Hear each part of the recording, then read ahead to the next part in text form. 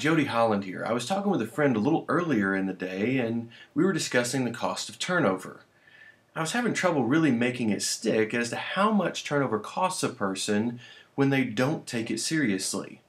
I've given the examples and the spreadsheets and those kinds of things, so I thought I'm going to try something different. I'm going to make this real. I'm going to go to the bank. I'm going to get out the kind of money that it would cost a person when they lose someone who makes $10 an hour.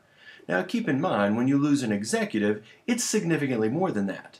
But when you lose a $10 an hour employee, I want you to see what that looks like in cash. And then I want you to let me know, is that the kind of money that you would want to throw away? So let's take a trip to the bank. When you think about turnover, most people just think it's a cost of doing business. The reality is it's not something that you have to tolerate or have to put up with. There's a few key areas where you can eliminate turnover within your organization. First, obviously, is in how you hire people. When you hire people that actually fit with your company, not just that have the skill sets, but actually fit with your company, what I've found is those are the people that want to stay. They have the right culture, the right values, the right attitudes. Those are the things that make a person successful.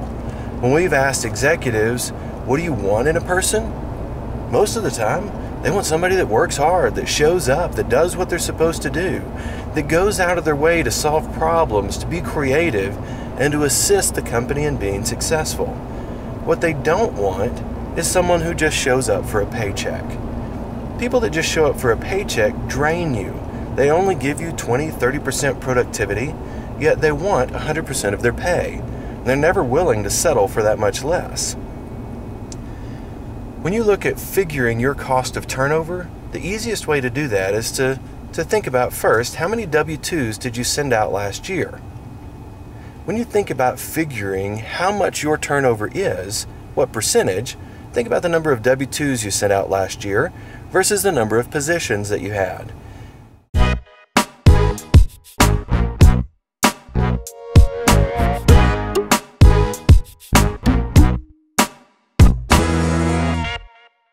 Figuring turnover is pretty easy. Figuring the cost of it is slightly more tricky. There are hard costs and there are soft costs. Depending on what you're wanting to find out will determine what formula you would use. But the reality is, you think about recruiting. How many people are placing ads in newspapers and on radio? You've got some cost associated with that. Putting your jobs out on a job board, all of those things are an expense that you have to deal with. You also want to think about the cost of interviewing. What is your time worth? You're sifting through resumes and applications, you're taking time to sit down with people. All of that has a price tag on it.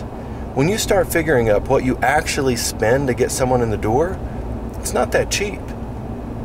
Most people don't realize what they're spending, what they're losing off their bottom line by not getting the right person in the door. The second place that you can fix turnover is in the way that you develop your managers.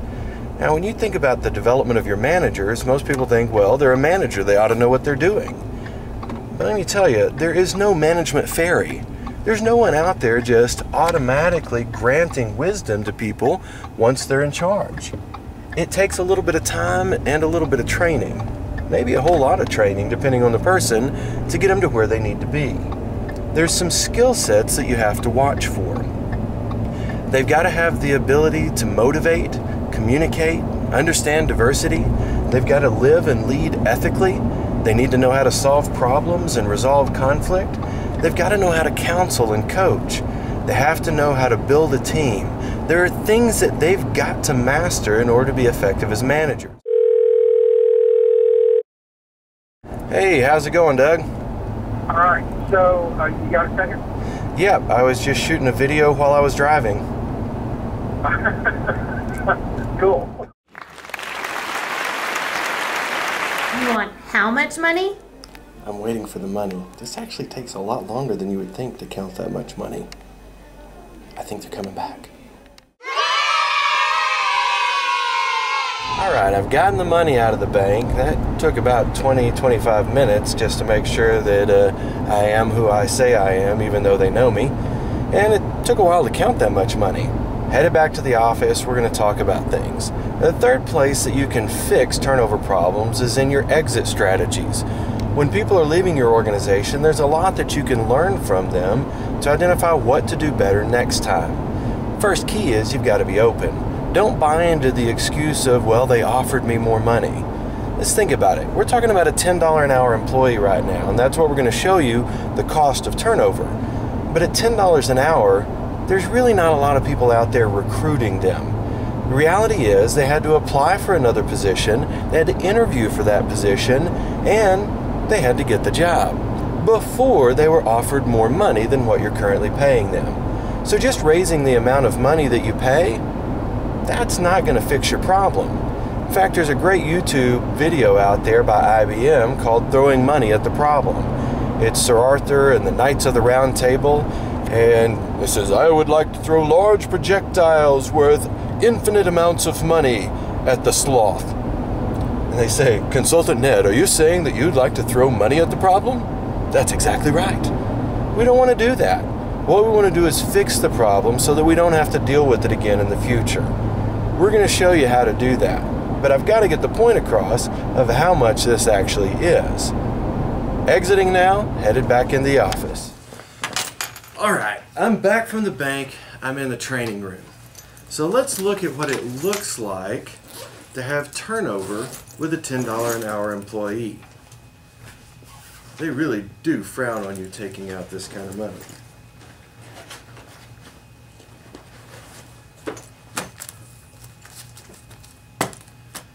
Okay, we've got a stack of cash here. I'm going to really kind of spread this out just a little bit so you can get a picture of how much it is we're actually throwing away when we allow turnover to happen in the workplace.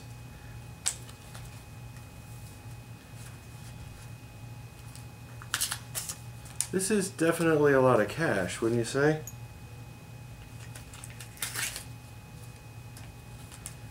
Okay, we've got our $8,500 in cash. That's what on average it costs when you turn over one $10 an hour employee. And the question I've got for you is that the kind of money that you really want to throw away? That you just think, this doesn't matter. It doesn't matter at all. How would you feel about that? Would you be okay with throwing it away? Let's see what it feels like. Let me get a box. Hang on for just a second. Well, I didn't have a box, but I had a trash can. Trash can right here. So let's just see what this feels like. Honestly, I don't like the thought of even putting it inside the trash can. See what it feels like to put it in the trash can. Whew. There's 4,000 gone. Didn't feel so good. There's a lot that I can do with $4,000. Getting up here, that's about 6,000 gone.